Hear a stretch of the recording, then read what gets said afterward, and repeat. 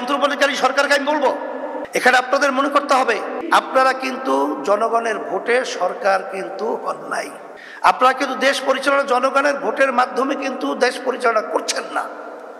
এখানে হাজার হাজার মায়ের কোল খালি হয়েছে, বহু সন্তানদের চক্ষু হারিয়েছে, হাজার হাজার মায়ের সন্তানরা পঙ্গু হয়েছে। এর ফসল হলে আপনারা, আর সেখানে আপনাদেরকে সুন্দরভাবে দেশ পরিচালনা করতে দেবে, এটা আপনারা বুঝেন না। আমরা তো সবসময় আপনাদের সহযোগিতা ছিলাম, এখনো আছি, কিন্তু আমাদেরকে রাস্তায় নামিয়ে আপনাদের মুখামুখি দাঁড় করে ওই ফ্যাসিস্ট এবং ঘাপটি মারা শত্রুরা যেন সুযোগ না নিতে পারে, এটা আপনাদের মাথায় রাখার জন্য আমরা বিশেষ করে অনুরোধ করছি। এই যে নারী নীতি সংস্কার কমিশন, আমার কাছে আশ্চর্য মনে হচ্ছে যে বিগত 53 বছর স্বাধীনতার পরে নাস্তিকেরা এবং বিশেষ করে ইসলাম বিদ্বেষী চক্ররা আমাদের দেশকে অস্থিতিশীল করার যে হীন চক্রান্ত বিভিন্ন সময় করেছে, আল্লাহর রহমতে কখনো বাস্তবায়ন হয় নাই। আজকে বর্তমানে অন্তর্বর্তীকালীন সরকার তার মাধ্যমে বা তাদের মাধ্যমে এই হীন চিন্তা বাস্তবায়ন করবে। আমার মনে হচ্ছে যেটা ভালো করেই তারা জানে যেটা বাস্তবায়ন সম্ভব না, কখন এটা বাস্তবায়িত বাংলাদেশে হবে না, তারপরেও তারা এই পথ বেছে নিলে কারণটা কি? আমার মনে হচ্ছে যে আজকে যে আওয়ামী ফ্যাসিস্ট এরা যে 5ই আগস্ট আল্লাহর মায়ের গ্রামে একটা কথা আছে, আলমের বাহির, ভাত পাক করেও খেয়ে যেতে পারে নাই। ওরা তো বসে নাই, এবং পাশে বিভিন্ন যে আমাদের শকুন চক্ষু নিয়ে যারা নজর রাখছে তারা তো বসে নাই।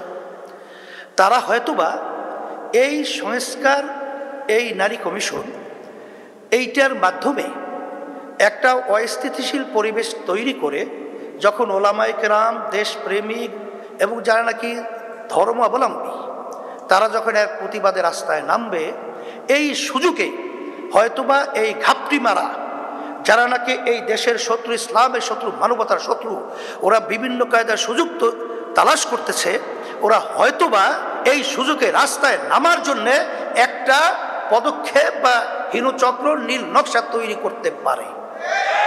এই জন্য অন্তর্বর্তীকালীন সরকারকে আমি বলবো যে এখানে আপনারা যেই নারী নীতি সংস্কার যে কমিশন করেছেন এবং তাদের যে প্রস্তাব অনুযায়ী আপনারা খুব খুশি ভাবা দিচ্ছেন, এখানে আপনাদের মনে করতে হবে যে এমনিতেই আপনারা কিন্তু জনগণের ভোটে সরকার কিন্তু হন নাই। আপনারা কিন্তু দেশ পরিচালনা জনগণের ভোটের মাধ্যমে কিন্তু দেশ পরিচালনা করছেন না।